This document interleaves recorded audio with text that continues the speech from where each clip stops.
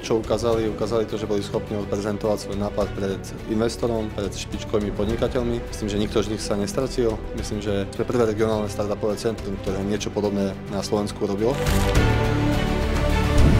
Pre mňa z pohľadu investora som dostal viacej informácií na to, aby som vedel zhodnotiť, či to je investične zaujímavé alebo nie.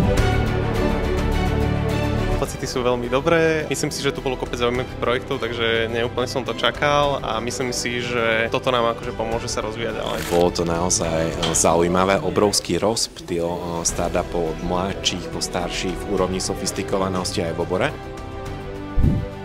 Vierca sa nám vlastne trom sproti najviac pozdáva práve kvôli tomu, že jeho nápad sme považovali za najviac uchopiteľný a čo najskôr realizovateľný do praxe. Tak ja by som chcela v prvom rade vyzdvihnúť to nadšenie, odhodlanosť tímov a ako na sebe pracovali počas 3 mesiacov. Víziou Košice Region Startup Factory je vytvoriť akcelerátor, ktorý prepojí naše startupy so svetom. To znamená so svetovými investormi, so svetovými firmami.